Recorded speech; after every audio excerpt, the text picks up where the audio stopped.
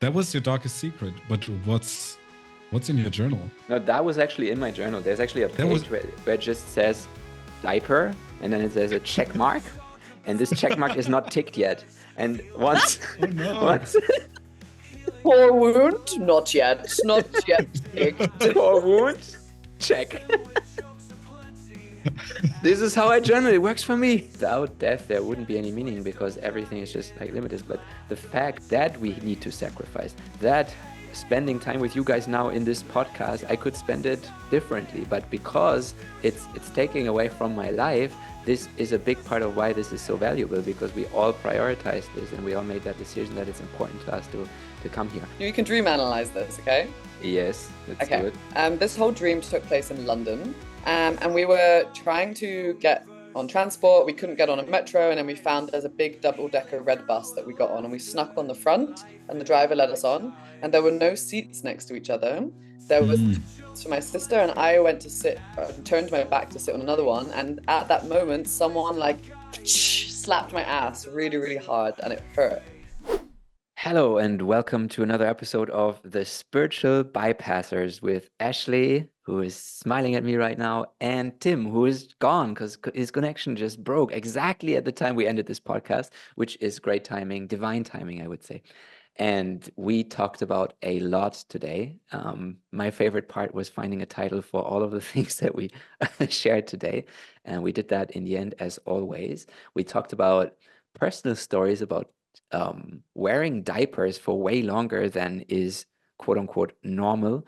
We talked about dreams. We talked about daddy issues and father wounds and why we're repeating the same things over and over and over again in relationships, how to stop sabotaging yourself, and a lot of other great things that will make your life so much better after you've listened to it.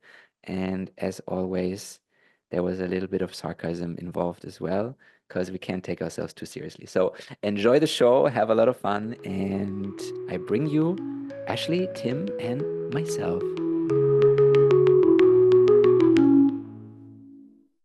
Welcome to Spiritual Bypassers Podcast, round 2.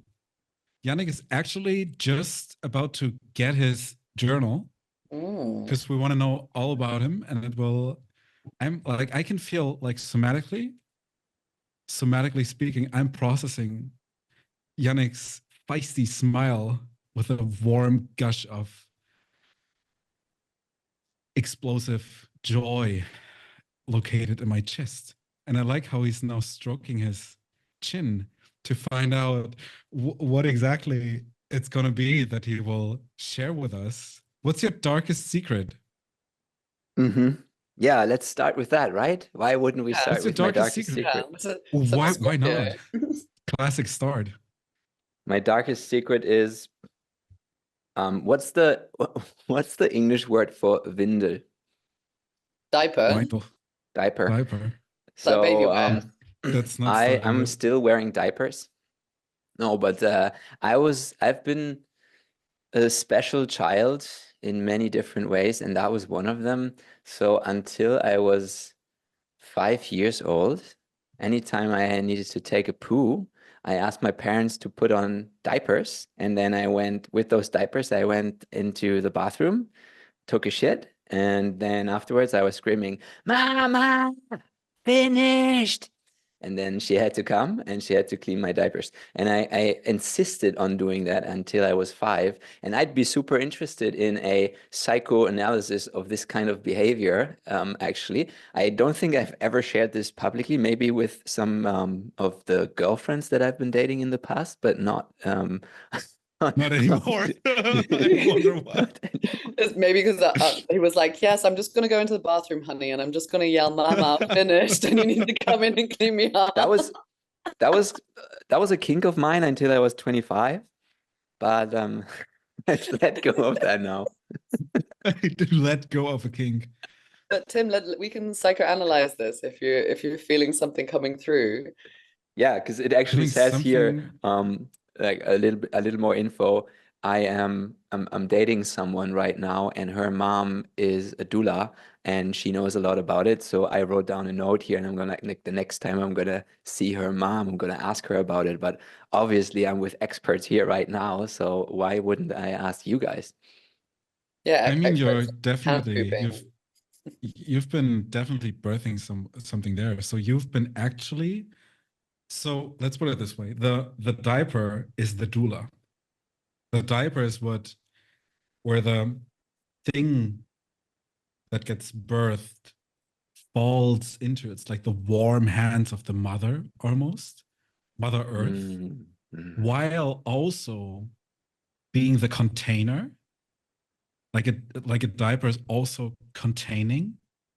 So it's the container for what wanted to be birthed. What age was it? 5, you said?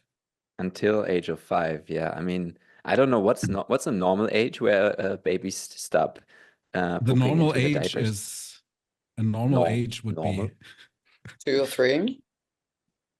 a quite normal age. What's a non-normal age? So I doubled that. Yeah, nice. I So doubled that. my So yeah, it's a container interpretation thing. would be that the diaper and pooping on free will is essentially not wanting to have this control over also your ass sphincter and knowing like, okay, something will just always catch my shit and I don't have to be in this state of growing up where I need to go sit on this toilet. No, I want to stay as a baby. I get treated and cared for by mummy and daddy in a certain way if I stay with these habits, and maybe the fear Oof, that of resonates. stopping that habit means that you're going to get treated differently and they won't treat you like a little baby any longer. The slight shock in Jannick's face. That makes Amazing. so much sense. I mean, I was one of those children, like the oldest child. I like always thought from the age of 6, as I remember, but probably even earlier, I thought I'd have to be the grown up. Maybe I knew already, like once this phase is over, I'm gonna be a grown up. So I tried to prolong it as long as possible because I was like, oh, no, after that, there's no more fun. There's only like taking care of my mom, of my dad, of my 2 brothers. So like this is my time of the day where I get taken care of. So that resonates definitely. That makes so much sense. I feel so seen. How old were you when your first younger brother was born? 2, and then 4 with the next one. Yeah. 2. Interesting. Like a true psychoanalyst never, he's just being with whatever you're saying, and it's like looking suspiciously. That's you right now, right? You're just actually there's no Tim here. There's just pure loving presence. And that makes sense that I feel so seen right now because you're not even saying anything or analyzing, you're just here. One of my biggest pet peeves is when people say I see you, but they don't actually say what they see. It's always like some gaslighters in the community we know, and you'll bring up a topic that needs to be discussed. They're like, yeah, I totally see you with this, but we're still not going to pay you. And it's like, fuck you. It's just all like this spiritual jargon. Yeah. I see you. You don't say, really? You're seeing me? Okay. I got that as a feedback from my ex when I said, thank you for sharing sometimes. And she's like, you sound like a fucking robot. Stop saying that. Thank you for sharing. Like, you're not even grateful that I shared. It's just like a sentence that comes out because you think that kind of like gets the energy to where you want it. Or like, yes, it can be a beautiful sentence if it comes from the heart and you're really grateful in that moment. But if it's just this autopilot, oh, yes, thank you for sharing, first of all. And now, like, I'm going to continue with my opinion. Then it's just like this conscious language bullshit. But what's alternative words you can use for that? Because in the calls I'm in a lot, they do that. They're like, every time someone shares and it just comes out, like, what else can you say aside from like, I appreciate the verbal tones that have just left your mouth. Thank you for contributing your truth. Like, what do you say? You should just be like, thank you for sharing is like it's a non-response. Like it's just, it can come from a place of like, really like, thank you. I knew this was hard for you to share. So thank you for opening up. But I would say, let me calculate, 80% of the cases, it's just a filler word that is basically saying, I kind of don't know what to say now. So thanks, I guess. And then I think like just you could just try to have a conversation and maybe not say, yeah, thanks, but be like investigative or be like interested, curious, open. For example, when you share your poop story, I can be like, thanks for sharing. And that is almost like you're playing a ball towards me and I'm not taking the ball and giving it back to you. I'm just standing here watching the ball just go somewhere. And I was, yeah, thanks for kicking the ball. I was like, no, but I wanted to play with you actually. I wanted to have an interaction. But do you feel like that phrase is ever used outside of the context of either an argument or a sharing circle? So, because in a sharing circle, someone shares and it's not really meant to engage like a discussion because it's a sharing. So they speak and then then it dissipates and don't comment on it.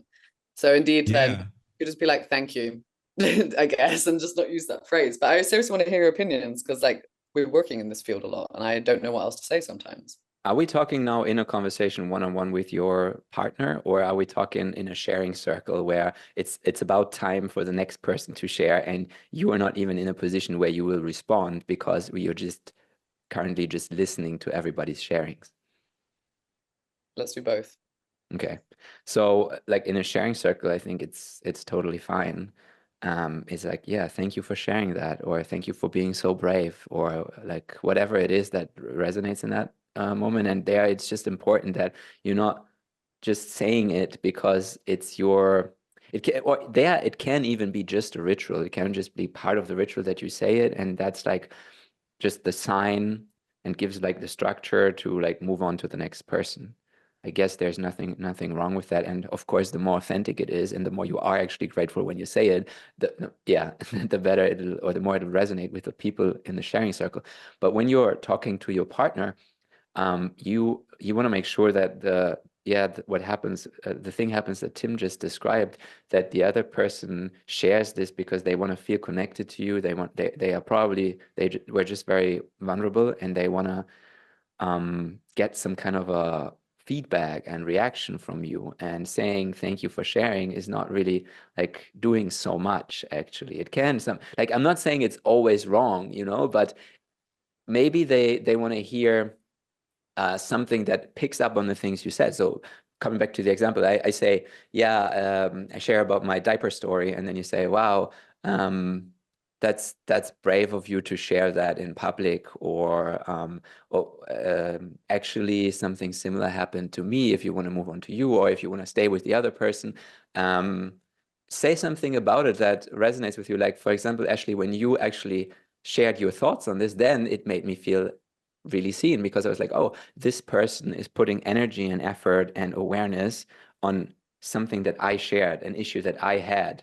This makes me feel like, wow, I'm worth the time and the energy of that person to actually investigate and to give their opinion, and then that made me feel really good, much better than the sentence, thank you for sharing. It just does nothing. Sounds even German thinking about it. It's like, thanks for your attention. It's like a Deutsche Bahn Durchsage. I am listening. Thank you for sharing. Yeah. What do you guys think about what I just shared? About the poop story, or what you shared? What I shared. I mean, we were with the topic of finding alternatives for thank you for sharing and what really matters in a conversation with you and your partner, where your partner just shared vulnerably. I guess that was the scenario. I think it's just highly like the thing that we're discussing that's wrong with thank you for sharing is that one size fits all solution to respond to basically everything. Like Putin could stand in front of you and could say something like outrageously bad or evil, and you could be thank you for sharing. It's just a non-thing. And why it's funny is because you can basically say that in every conversation ever at any point. You can be grateful for sharing, but it's hard to find an alternative because what you actually mean depends on the context of the conversation. So I can't tell you what to say instead because I don't know the context. Yeah, I would no, say but like, this is like what I no was cap. yeah. This is True, true that. Yes. this is what I meant. You actually refer in your response. You refer to something specific about a thing that they shared. Yeah, instead of yeah, having general statements. Yeah, I think we all agree on that. So exactly. if you want to make your Exactly. partner seen for everyone who's listening, actually Be them. talk actually be with them, talk about the Open things your that they eyes. talked about, and stop Be saying present. thank you for sharing. Moral of the story. Learning number one. You see, you're getting all the juicy stuff now. Yeah. So was this what you actually wrote in your journal then? What? Thank you for sharing? That's not that story. Is that what you're going to tell us? You just wrote thank you for sharing. Yeah, I thank You wrote myself on every like a page. whole- Thank you, Jannick. like a whole entry, and then thank you for sharing. Oh my god! No, Thank you the diaper yourself for thing. sharing. I didn't You actually reflect on the diaper thing myself yet. I was just, I mean, I can do it now. Like, apart from the thing that Ashley shared, yes, that makes a lot of sense. I was more like, it's a scary feeling to have something that's inside of you just leave into a water hole. Like, it's like, oh, this is me, right? This is part of me, and now this part of me is basically just being thrown in this hole and then flushed away, and it's dead, and I don't know where it's going. So like, it was kind of like a scary thought. That was something that always used to come up when I talked about that topic. Heard about this as well. A couple friends who have kids, that there's up until a certain age, a child really feels like it's like an amputation happening, or like there's literally they're losing a part of themselves, and it's super traumatic to train to go to the toilet. So I see you, Jannick. You're not alone in this process. Many other children felt similar feeling of a part of their soul getting lost down the hole. So that means I'm normal because other people feel the same way. Yeah. Ah, Validation. alien. We need like Now- little buzzer sounds. Now there's less shame around this topic, and I feel so much more connected to everybody. I'm like them. Finally, you can wear a diaper. Yeah. My time has come. I mean, in Berlin, you can wear a diaper in the street and people wouldn't judge. They'd be like, yeah, people are into that stuff, like dressing like a baby. Probably. Yeah. But the original question was, what's a journal entry that you want to share? Yeah. That was your darkest secret, but what's in your journal? No, that was actually in my journal. There's actually a page where it just says diaper, and then there's a check mark, and this check mark is not ticked yet. And once, Oh no! once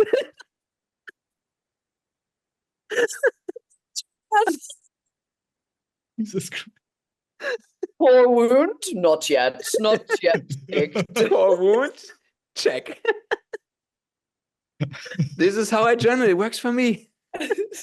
Like a bullet journal. The most German way of journaling, just a to-do list. Your journal is just Journaling. Journaling. Just the to-do journaling. list. Just the Einkaufsliste. Just a Mommy shopping issues? list. Check. Father bullied me wound. Check. Spiritual narcissist? Check.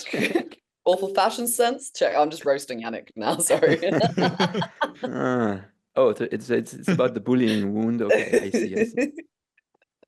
Checked.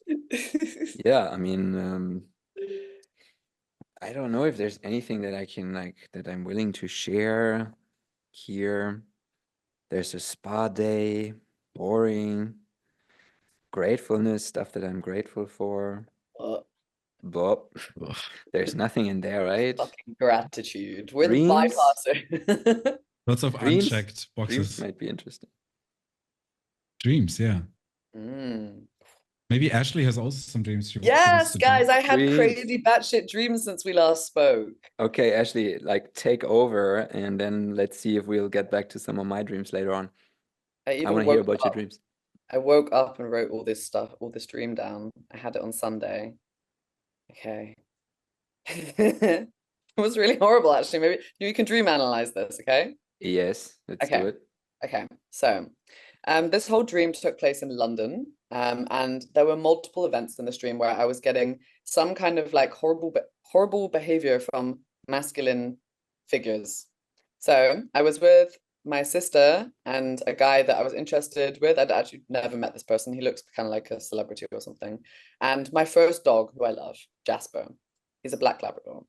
And we were trying to get on transport. We couldn't get on a metro, and then we found there's a big double-decker red bus that we got on, and we snuck on the front, and the driver let us on, and there were no seats next to each other. There was for my sister, and I went to sit, turned my back to sit on another one, and at that moment, someone like slapped my ass really, really hard, and it hurt.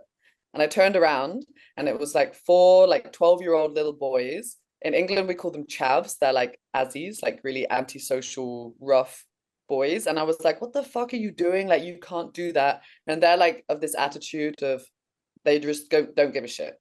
They don't care about personal space. They don't care about decency. They don't care that it crossed someone's boundaries. They're like laughing a bit, and they're like, ha ha ha, like getting even more, finding it more funny that I'm like getting annoyed, and like nothing is really working in terms of trying to convince them that that was fucked up.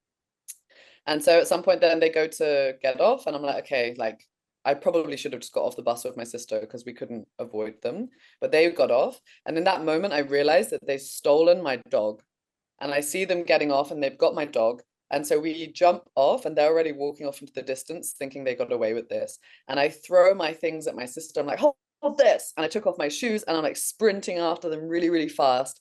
And they're like, give such a little amount of shit that they actually even just they were like, oh, cool, we have a dog, whatever. We're going to go into the supermarket and tie the dog up outside because we just don't care about things that are valuable. I catch up, I get to my dog. The dog is tied to a basket that has a tag on. So I have to go into the store and be like, here's the money, let me get the tag so I can get my dog. And I come back, and the dog is now a brown dog. And I'm like, where's my dog? And I see my dog being led off into a crowd by a really tall man who looked like the food critic from Ratatouille. And then I try and rush into the crowd, and then I can't. And then he comes back, and he's just holding the leash, and he gives it back to me, and he says, your dog has been swapped now.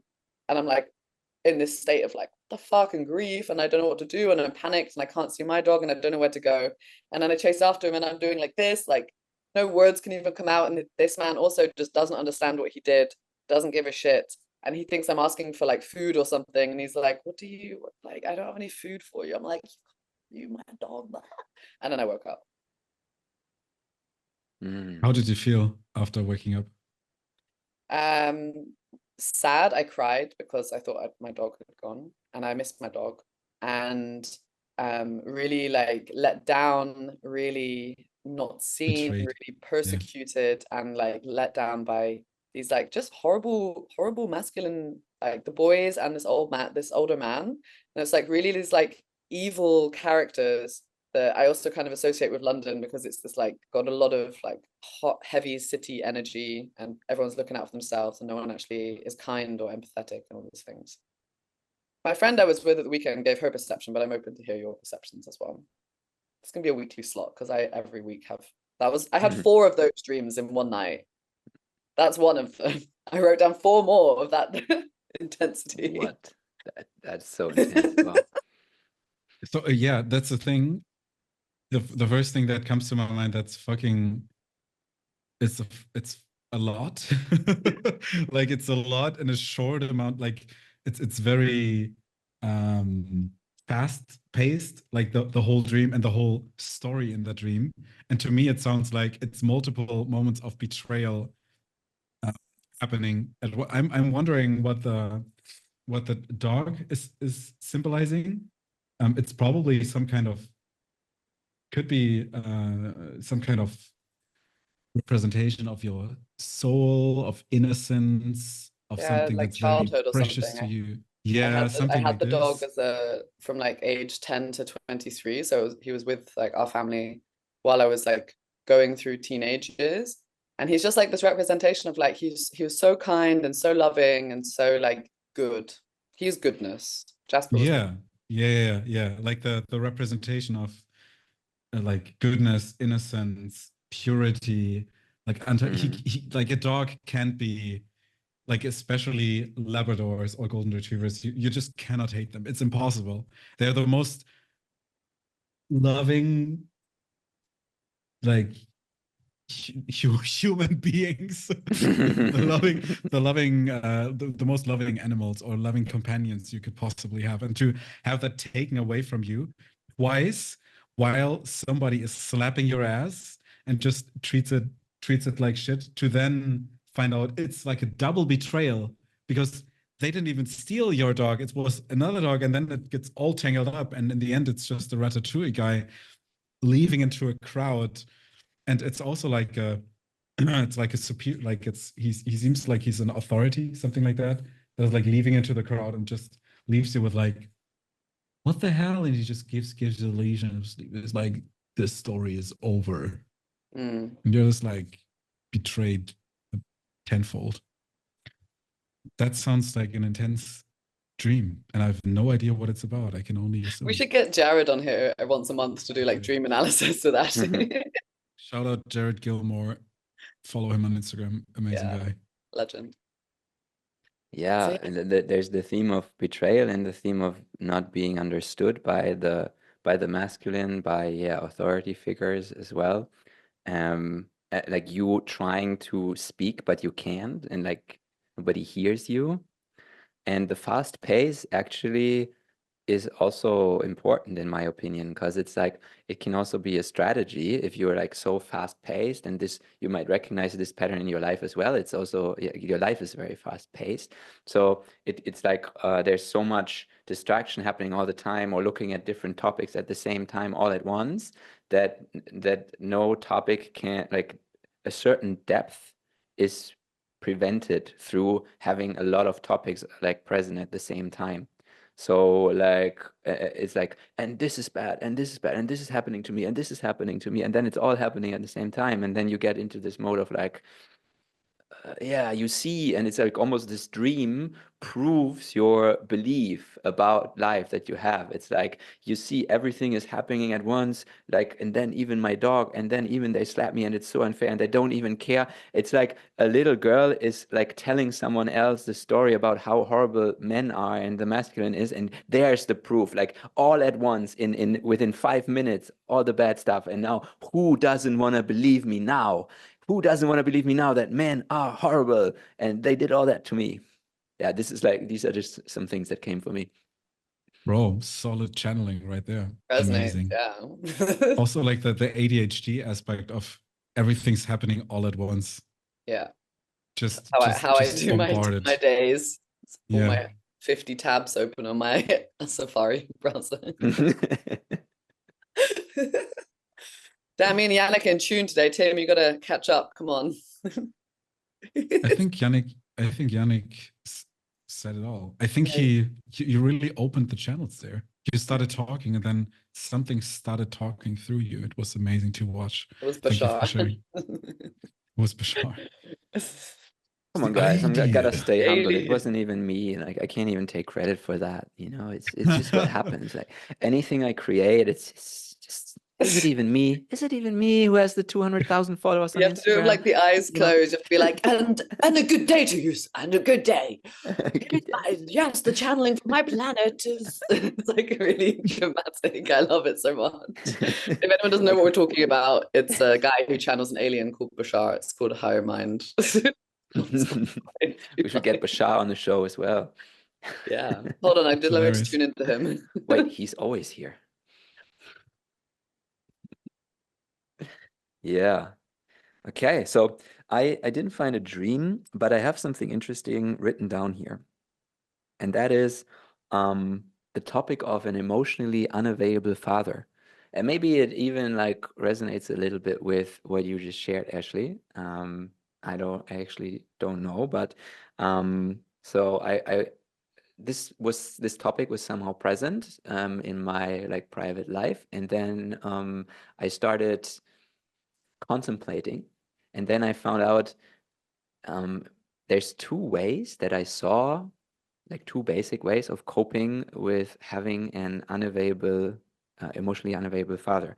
And one was, I'm gonna look for the opposite when in my partner. So I'm gonna go out there and I'm gonna date, and I'm gonna find that proof. I'm gonna find the opposite of what I got there, to finally like go into that resolution of, I didn't get it in my childhood and now I have it. Now there he is, the emotionally available man, and he has it all, and great, that my savior.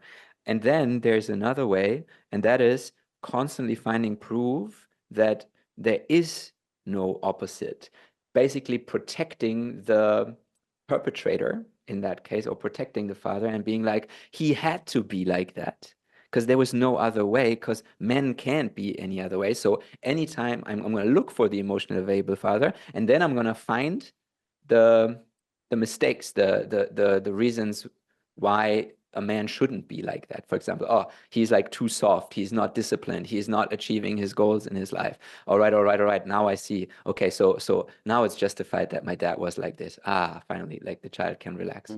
And now I feel like even both are happening at the same time, and you get into this sabotaging loop. You're like looking for that man, or for maybe for guys it can also be friendships. I don't know, I've never thought about that, but from a woman's perspective, or from a person who likes guys perspective, it's like, yeah, I'm gonna find that, and then this mechanism starts of like, I found all the flaws, and then you're out again.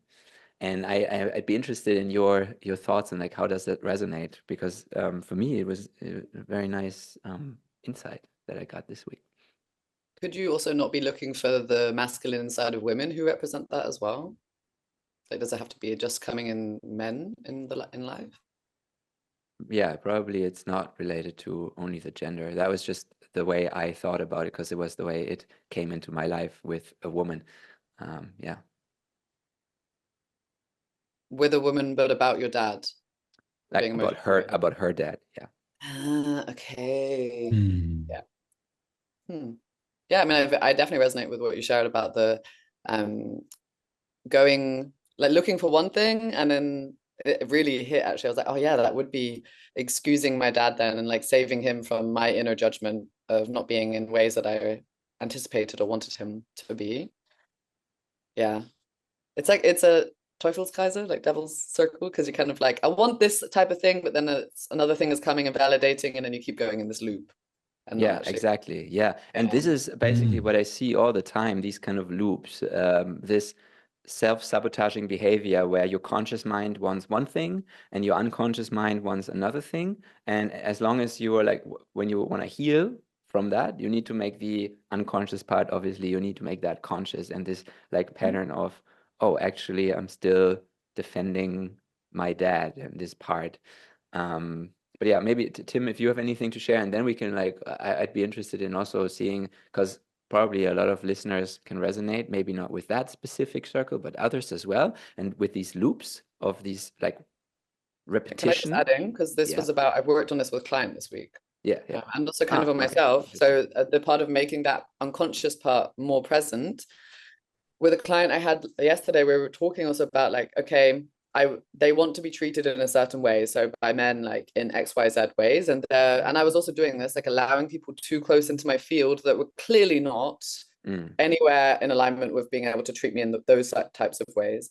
And there's been like a conscious reprogramming happening where I'm like almost making myself feel disgusted if I see or would receive any behavior that is not in alignment with how I want to be treated, so that I actually stop allowing it. And I'm like cutting the ties of like, I mean, Tim always gets my screenshots of like weird messages I get from ex-lovers. It's his like, yeah, he probably finds it really weird, but there's like some messages I get, and now it's like they try and reach out and my whole body is like, oh no. Whereas before I would have been still trying to get sucked into that pattern or whatever that person was fulfilling in my belief of what men can or should be. And yeah, like for me, it's like I absolutely do not tolerate XYZ behavior anymore. And when it comes into my field, I'm just an instant like repel. And then it's shifting, and this is a spiritual phrase, but like shifting the vibration of what you're magnetizing, what you're allowing into your field. So that's a way I found in the last like few months. And that has helped by just like detoxing off of certain addictive behaviors of centering men too much in my day. And in like, even when I'm out now, if I catch myself like checking someone out, I'm like, oh, your attention's out, come back to yourself. It's okay that you did that, but like come back and monitor like how much, especially as a woman, you're centering men. And actually on the 1st of August for a month, I'm doing a masculine cleanse. So it's funny that we're talking about these topics. I'm not doing it fully. Like, I also still work with men. I will be in the middle of a retreat, and essentially what it will look like is, aside from work related contact, like if I'm guiding a breathwork session or if I'm giving a session, then touch is okay, but for the rest of the time, no physical touch with any man, and to restrict outside of like work relationships or like platonic friendship. So because I talk to Tim most days, I'm not going to talk to Tim. We also work together and have projects to do. But outside of that, not focusing and centering men for that month, not listening to any music with men. And some people go really intense and they're like, won't talk to any guys. I'm like, I literally can't do that because it's my job to communicate with people and talk on social media and things like this. But just to continue to remove some of the addictions that are still there in terms of the attachment aspect. So yeah, cool that we're talking about this week. Yeah, this actually makes me commit to it now. Maybe we can check in how I feel afterwards. I'm gonna be like, give me the tea. It's gonna happen. But you know, that kind of excitement can be nice as well. It's like, yeah, like not eating, I don't know, sweets for a month, and then afterwards it's like you get so excited about getting it again. So I mean, I've not had sweets for 3 months already, so I think I'll be fine with another month. But I think it's a different mentality of like just not being available for it at all and really focusing inwards. Like you say, the energy being too scattered and too much stuff going on, and like, okay, let's pause a bit, slow down a bit. What's moving inside with that? So, yeah. I think as a man, especially in how old are you, Jannick, actually? What's your 30. age again? Just 30. 30, yeah. 30. I am turning 30 in 8 days. And I am frequently, like in the past 2 years especially, I had two questions. One is, what does growing up mean? And what does growing up mean as a man? Like, when does a boy become an adult? And in many cultures, there's like rites of passage, like literal rituals that transport you from a boy or a teenager into being a man. And what I found out recently about my life, because I've been taking up more responsibility, I've been following the visions that I have, I've been actively building the life that I want to have. I got more and more in touch with what being a man and also this masculine father wound means, at least to me, and that is being able to responsibly pursue the things that are meaningful and create containment for that. And to me, that meant also sacrifice. It's a bit what Ashley is also referring to, like this centering aspect of masculinity is, to me, also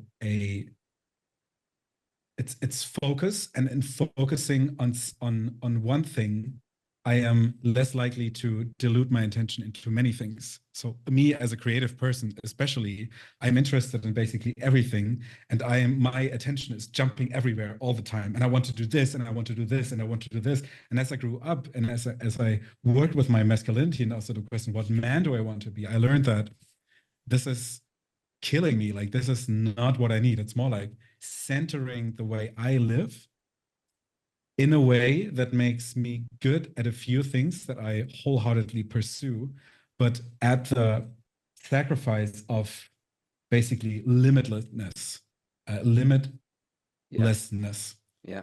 And this way of being, like this centeredness and this, I am here and I have a life to live. This life is a mission. This life is a quest almost. And I'm born with these skills, these gifts that I have.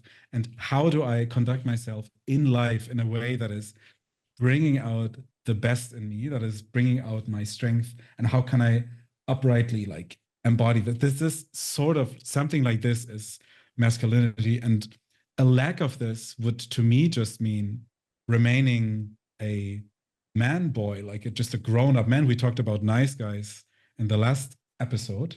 And I think a nice guy is more or less someone that is like conflicted with his masculinity, because he doesn't really know who he is, and he's looking for who he is on the outside, which means he's stabilizing his sense of self through validation. And this is like a theory and like terribly simplified.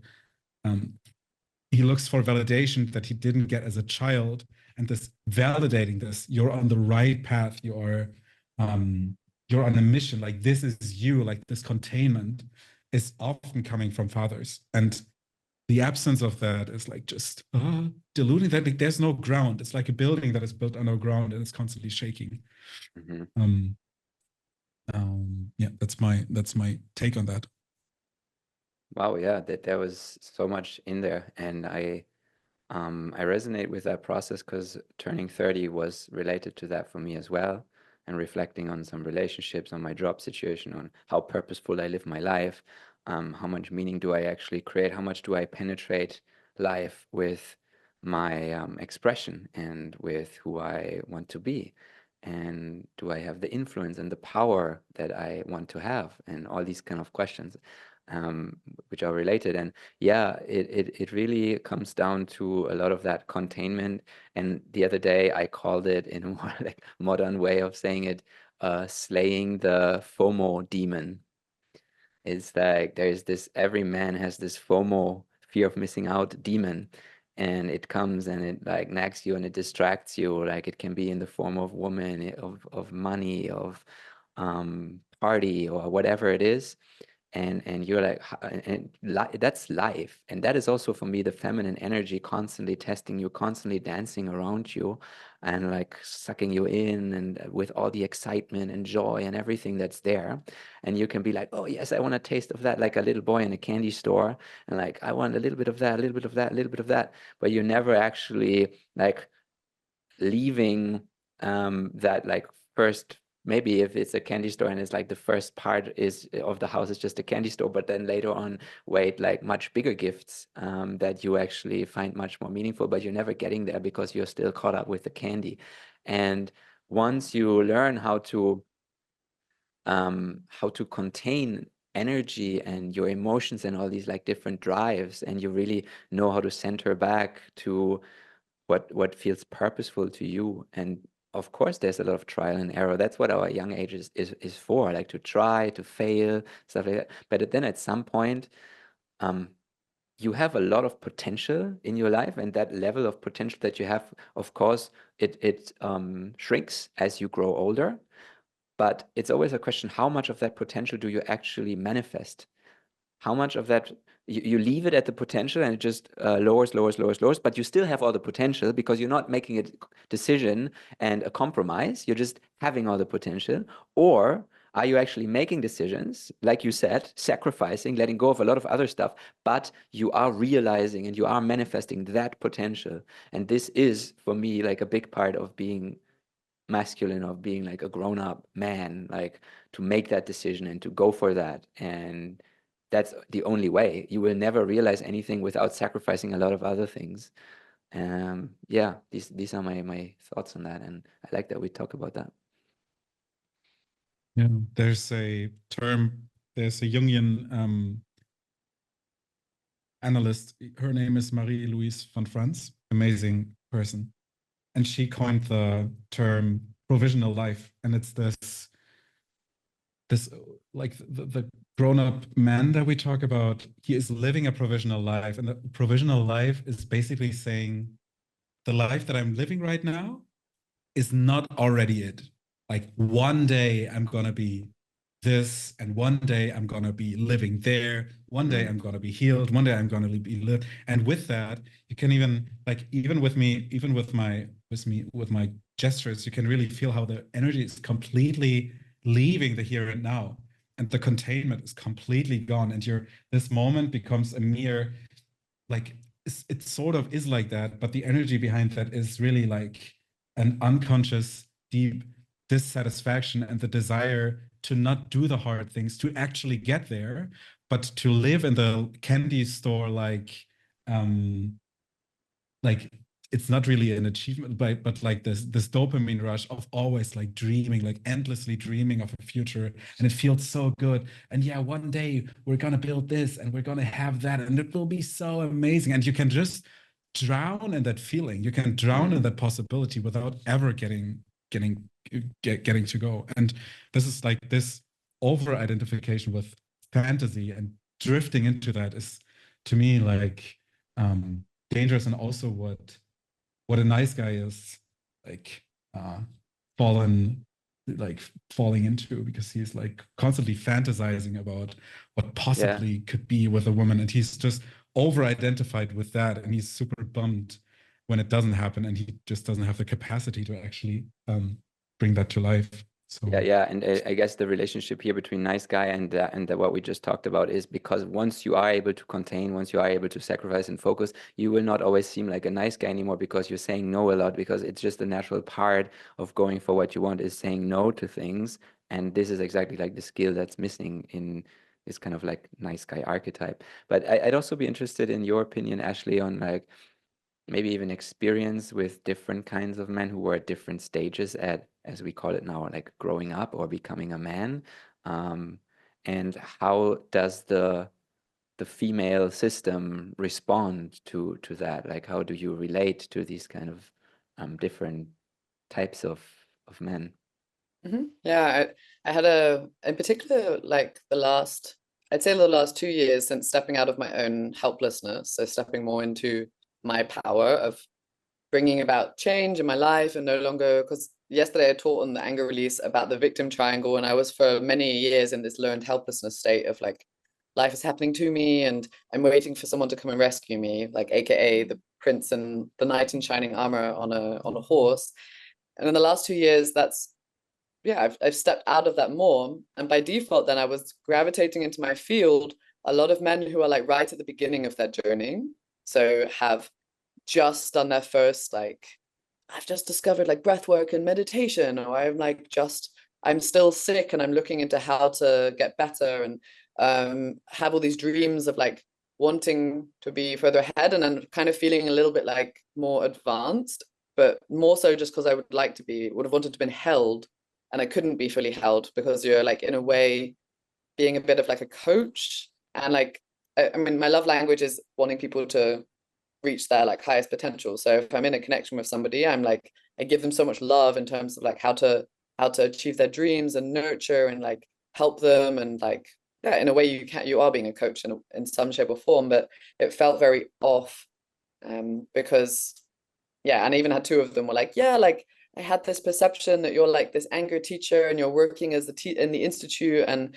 you could help me like elevate quicker, and that was more like reflections they had afterwards. And for me, it was really annoying, to be honest, all of last year, because I had that keep going, and I was like, I don't want to be someone's coach. And I had the final lesson of that this autumn, which is one of the funny messages that Tim got a screenshot of where again I was like, oh, maybe this one's a bit different. Like they're 25, that doesn't matter. Age differences happen in like connections. Maybe it's fine. And it was just like the final reminder that I actually need to be with someone older than me, and not because necessarily age means that much difference, but it actually does. Like the difference between 25 to 30 is way different than 30 to 40. And I even joked about that like last summer. Jannick was like, I'm 28, and I was like, you have 28-year-old energy, like still in Thailand and like doing all these things. And it was just like I really felt the difference once you hit 30. Like it was a big shift also for me. I didn't think I would make it past 30. I had this growing up, I didn't think I would grow up because I couldn't imagine like being in a normal relationship or being in a normal home, because I'd always traveled and moved a lot. And I remember thinking I had like a past life or like an ancestor process in my emotional release training where I was this ancestor who like hung himself from a tree at 29 because he'd like betrayed everyone and they hated him and they exiled him from the village, and he was with his horse and he was really sad to say goodbye to the horse, and he hung himself from an ash tree, which is the root of my name, Ashley, ash tree. So it was like a very profound session where I basically was like, this isn't my story. Like I want to live past 30. Yes. I want to live this life. And my 30th birthday was actually the first morning of the Portugal training that we did in the second one in 22.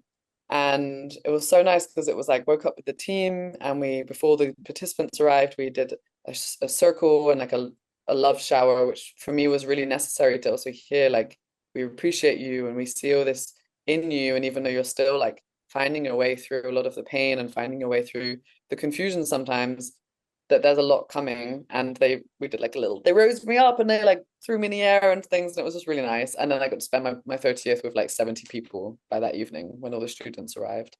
Okay. So it was really one of my favorite days I've ever had.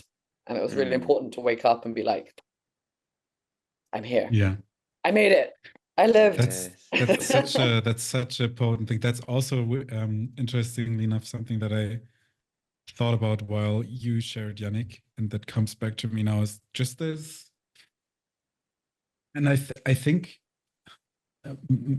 you might have this in common. I think this gets more apparent the older you get, the knowing that life is ending someday. And I think if you cross the threshold of 30, you're getting more aware of this. Like, wait a second. Like, yes, life is fun and games, and I can do whatever I want, and like there's a child in me, and it's fun, but this is ending someday. And I was always very, very conscious of that, but I get more conscious of it the older I get, and the responsibility that comes with that. Because the most terrifying thing to me is being on my deathbed or grow old, still being that man child we talked about, still having like all these dreams, all these unchecked boxes in my journal, like just having a journal full of things that I wanted to do, but I did nothing of it because I never gathered the courage, or because I thought my life, or I'm basically worthless. And I think like many people are not conscious of that, or at least they live as if they are not conscious of that someday life is just ending, and they're just like, doing whatever comes their way. And I'm like, no. And as I turn 30, this is getting more and more like, okay, I have this path, I'm sort of limited. Yeah, like this is like basically a midlife crisis. Life expectancy is actually closer to like between like 70, 78. So actually 35 is already coming up to middle of life. Like the working system has us believe like midlife is in your 40s or 50s, and then you retire. It's like, no, most people retire and then die like 5 years later. So actually, like, we are approaching this point in our life. And I think as years have gone on, the midlife crisis is just getting younger and younger. It's like, I definitely had a quarter life crisis. Like at 25, I was like having an absolute meltdown. And I think that's getting more and more as like people are thinking more and more and exposing themselves that there is more to this than just working like a little rat in a hutch until you're 60. And my dad is 72 and he still has like a part-time job. My mom is like 65, still working. And they're like, when I retire, I'm like, guys, like, have fun now. Yeah. Like, you should have FOMO. You should be doing stuff. Like, FOMO is good. But yeah, I'm also someone who doesn't live in one place and travels a lot. So I just like, I'm the epitome of like succumbing to FOMO and just keep going to the next spots. Yeah. Also, totally like death is such a great teacher, and the topic of death approaching, even though for some people it might sound stupid, like turning 30 and being like, oh, death is approaching, but it's always coming closer. By definition, with every second we live, death is closer than before. It can't be any other way. So like we are moving towards that, and it's like reminding you, and it like, especially in our culture, death is so denied and so like pushed away and shadow banned, but actually it's such a beautiful gift. It's we are not limitless, we are limited, and this is the limitation, and this is what creates meaning. Without death there wouldn't be any meaning, because everything is just like limitless. But the fact that we need to sacrifice, that spending time with you guys now in this podcast, I could spend it differently, but because it's taking away from my life, this is a big part of why this is so valuable, because we all prioritize this and we all made that decision that it's important to us to come here. And either we did that consciously or we didn't, and then it will reflect something back to us and we'll be like, oh, like, is this actually meaningful to me? And only through the limitation we create that. So yes, in my opinion, it's so underrated, the sacredness and the wisdom of death. Yeah.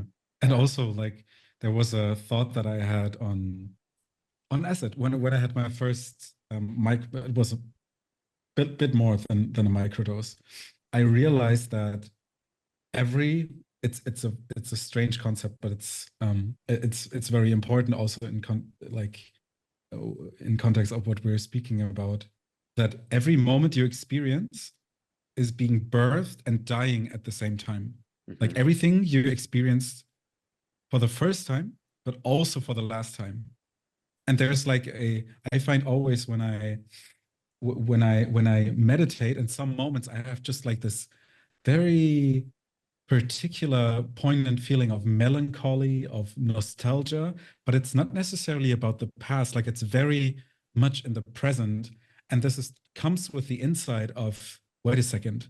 It's also like saying, right now, we're as young as we will ever be. Like this is the youngest, this is the most healthy that we will be for all of our lives. And thoughts like this and the accompanying emotion with that is like really, really fascinating to me. And this is also, as you get older, you collect more memories, and there's also like this concept as when you get really old, you start watching life through the lens of memories. Like everything that you see is associated with a story or associated with something. And then when you're 70 or 80, all you see is just something that once was. And I find that very beautiful, but also there's like tragedy in that. And I don't know, I think the older you get, the more you just know that this moment will actually be the last, and you cherish things more. At least I do. Like I don't think that's applicable for everyone, but that's also like this death of the moment and the death of experience, and also what memory is in that context is like fascinating. But also like I think that's what sadness is, like this softness and this vulnerability towards life and grieving, that moments just pass and good times just pass, and it's just a memory from now on. Yeah, that's beautifully said. And I think it's both, and it depends on the way of like you coping with life. How do you react to that information now? Do you get sad and like even maybe depressed or frustrated, or do you get more like frustrated? Do you get angry? Do you get hungry because you're like, yo, there's not much time left, let me like go for it, like this is the time, now is the time? Or do you like lean back and be like, oh yeah, everything is so horrible, I could die tomorrow, this is so scary, I'm so sad. And yeah, and depending on if you are more of an anger repressor and you have a hard time going into these kind of like hungry feelings and desire, or you're more like a sadness repressor and then you're having a hard time connecting to the beauty and the depth of what that means, that everything is ending. And one thing that really stuck in my head with that was a sentence in the book Existential Kink that I love, and everyone should read it. Everyone in the whole world should read this book. And it was about are you something like, it's along the lines of, are you still only able to experience all your desires as free-floating anxiety, or can you already interpret them as actually being your desires? And then I was like, holy shit, that was like the shift that I needed. I am experiencing so much fear and like anxiety and things that like everything that could go wrong. And then it was like a complete shift, and it was like all of that energy is actually desire. It like fear is the same energy as desire. So then it created this like boost of energy within me, because the anxiety and interpreting it as that was always like sucking me in, holding me back, like, oh no, I need to be careful. And then when I reframed it to desire, I was like, oh, this is a desire for life. Like, I want that. This is actually important to me. This is meaning. This means this is meaningful to me. And then some people might think, oh yeah, but I can't just like change that. I can't just like change my opinion. I am just afraid. I just have anxiety. But then this is where the death came in. I was like, at some point, it almost felt like I'm done and I'm bored with this kind of anxiety or with this kind of fear. It doesn't serve me. It's gonna end. It's gonna end. It doesn't serve me anymore. So like, I'm done with this. And then when this feeling can actually come authentically, not because, oh, I don't want to feel this, I'm going to just like press it away, which a lot of people say in the healing bubble. They're like, oh, you need to look at this. If you're anxious, you need to look at the fear. Sometimes authentically, the feeling of I'm done, I'm bored with feeling anxious, I'm going to go for it, can come. And this is, in my opinion and in my experience, actually not unhealthy. This quite the opposite. This is like so healthy, because finally you are alchemizing your fear into desire. And that's beautiful. That makes you really hungry. Amen. Hey, hungry. Nice to meet you. I love it. I was thinking the only time that process of also allowing your state is whenever, do you ever get those like random chest pains and then you're like, this is the end, it's happening. And then it's like the only thing that calmed me is like, just okay, just be with it, just calm, because my mind is then like overdrive that, yeah, your life flashes before your eyes in like a second, but it's just because you have back pain. Yes, I know that feeling. A lot of times in the past, I had some minor things or pains or body aches, and then I was like, this is it. It's cancer, or whatever is the most horrible thing that you can have. Yeah. And why do we do that? I'm gonna die. Why? Because it could be. It could be. Yeah, true. Because we're afraid. I mean, there's many stories of how, oh, I have this pain here, cancer, dead within 2 weeks. Could be. It's I mean, I think there's a lot less of them than we think. There's but we know billions of people. Every second person on the entire planet has died of. And we hear about them. Like, we don't hear about the 900,000 cases where someone thought this is something really bad, but actually it was just a mosquito. But we hear about the one case where someone was like, oh, I think that's nothing, it's just a pain. And then they woke up dead the next day. You woke up dead. Oh, they can't. I always love those stories when they'll be like, they woke up dead. Someone's like, I have an earache. That's the title of the episode today. We woke up dead. You woke up dead. When you hear stories of places, and it's normally often maybe like Asia, and that someone's like, I have an earache, and it's just like a family of butterflies living in their ear or something, like really random shit. How do you not notice this stuff? Beautiful. Imagine saw one, that. This is not related, but one man went to hospital because he had a headache, and he had a chopstick lodged into his brain up through his nose, because in a bar fight someone had slammed his face down and he'd felt like a sharp thing but couldn't see anything, and the chopstick had actually gone in up his nose through his sinus into his brain, and he lived. And he had it for like 2 weeks and didn't notice. How I don't like the feeling that creates in my body. It's like, Ashley's here to bring random facts to gross everyone out. Get some healing water, Jannick. Get that down you. I just like the thought of having butterflies coming out of my ears when I have pain in my ears. Imagine that. Wow. I want that. Why can't every symptom just be like amazing things? Where I just stop myself mid-sentence because amazing is subjective. Maybe cancer is amazing. Yeah. Cancer it is dope as fuck. Tim, you just have to see it. Can we ask ChatGPT now for the title of yes episode? I actually thought the same thing. So what do we want to tell it? Let me see if I still have the old chat. Coming of age, dying. We had about this is just for fun. Yeah. Is it just for fun, or because we have the title already? Well, we can see if it comes up with something better. Okay. They woke up dead is quite good though. He woke up dead. He woke up dead. Sounds like a I don't know, I was looking Slipknot for the chat from last week, and now I found a new one which I probably created right after our podcast, and it's like, is parasite detox real? I was also meticulously researching that and came to no conclusion. It's probably not real, but I'm gonna do it anyways. Just like astrology. Yeah, you have to try it. Don't knock it till you tried it. That's the only way to really have an opinion. Otherwise, shut the fuck up. Yeah, I get that. You're right. Of course I'm I don't know. I think I don't have the old chat, so I'm just gonna create a new one, and we're going to ask it, please create a title for our podcast episode that is funny and spiritual and dark, because we like dark, right? I just love the idea of prompting shit things into ChatGPT and always being like, good job, that's a great title, even though it just spilled the biggest word salad. ChatGPT thinks, I'm doing a great job. He likes me. It is. Human likes me. Human likes me. Yeah, finally someone likes me. I feel like I'm in we are just line projecting after. their need for love, their that we have.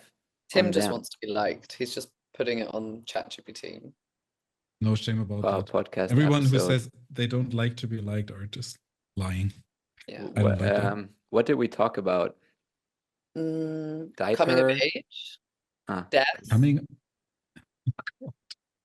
We talked how about diapers. the death as a teacher. Yeah. Yeah. Diapers. Diaper. Yeah, but we have to be more precise. Men. Wearing diapers. Adult diaper. Well. Psychoanalyzing the nature of wearing diapers at 5. Yeah. Specific. Dreams. Dreams. Ashley's dream about the betraying masculine. Betraying. Fragile, weak masculinity. I don't know. We talked about a lot of stuff today, guys. Yeah. Yeah. Amazing. Well, I think I missed one. Well, becoming a man. What does it mean to be growing up? Becoming an adult. Becoming what a man. does it mean to masculine? Adult masculine. Funny that we talk about getting older also because I got Botox yesterday. Oh. You got Botox. And masculine detox. How unspiritual of me. Where? It won't take an effect fully. I got 3 up here to stop this line from getting deeper, and then 3 here that will stop the laughing lines from coming through. But it takes a few days to take effect, but it's already less creasy here and no lines here now. Yeah. And alchemizing. That's my dark secret. Boom at the end. Your dark secret, yeah. Okay, and then we had this father thing, the father wound, and how people cope with having a not emotionally available father. Yeah, this is gonna be a long title, guys. And be like, make it as short as possible. We can tell it afterwards. Coping in relationships after having had an emotionally unavailable father in childhood. All right, so there we go. The prompt is out. What the fuck? Okay, the title is Diapers to Death, Alchemizing Fear, Detoxing Masculinity, and Father Wounds Unveiled. So this is not so funny. This is just factual. Diapers to death. We've covered all spectrum of the human experience. Diapers, coming of age, dying. It's pretty cool, actually. Give me 5 and make it more humorous. Give me 5. And more dark. Give me 5. Give me 5. All right. So number 1, dead serious. From diapers to daddy issues and detoxing manhood. Number 2, ghosts in diapers, navigating fear, father wounds, and manhood meltdowns. Number 3, diapers of doom. dark dreams, daddy detox, and the masculinity mystique. I like that one. Why is it always number 3? It's because there's 3 of us. Number 4, spiritual shivers, from diaper drama to dark dreams and daddy dilemmas. Whoa, that's a That's lot of D. good. That's a lot of D. Yeah. The 3 Ds. Number 5, death and diapers, a darkly humorous journey through manhood and father wounds. Okay, for me it's between number 3 3 and and number 4. 4. Why not? I like he woke Again? up dead most, but You can put both. We can combine that in somewhere. Okay, and then we woke up death. We woke up dead. He woke up dead. He woke if up But dead. he like, woke this up is, dead, these are is- better, Timmy. don't- Were we doing a daddy detox though? That's what I don't quite get, that one. Like, Yeah, daddy detox. That's weird. I like That's a number weird 4. mix. Number All 4, the spiritual Ds. shivers, from diaper The drama to dark dreams and daddy spiritual 3 dilemmas. Ds: diaper drama, dark dreams, and daddy dilemmas. I like Double that. Ds. Hey. Yes. I vote for number 4 as well. So I'm sorry, Tim. It's gonna be number 4. Okay, you've Obviously. fallen victim to the AI revolution. I'm the only person with Still original creative. thoughts Oh yeah, in let this it out. chat. Let that energy out. Yeah, Say what vent needs it. to be said. We can receive your rage We right see now. you. The Your rage is welcome. resentment. Let it come. Thank you for sharing. That's another nice title for the episode. Thank you for sharing. Oh, maybe that'll be part of the one we do next week. We're coming up with great titles, being like, nah, this is as ChatGPT. I also just My like doorbell's going, so I'm stepping out. All One moment. right. Thank all you. right. See ya, Bye-bye. Ashley. Bye.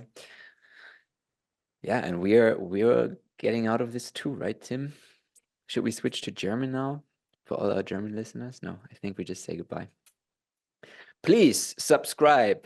Please hit the notification bell if you watch this on YouTube, and also give us a like, give us a share, and comment below. And if you think this might be interesting for a friend, then please send it his or her way, or their way, or their way. They way. Okay. All right, that's it. Tuning out. Bye.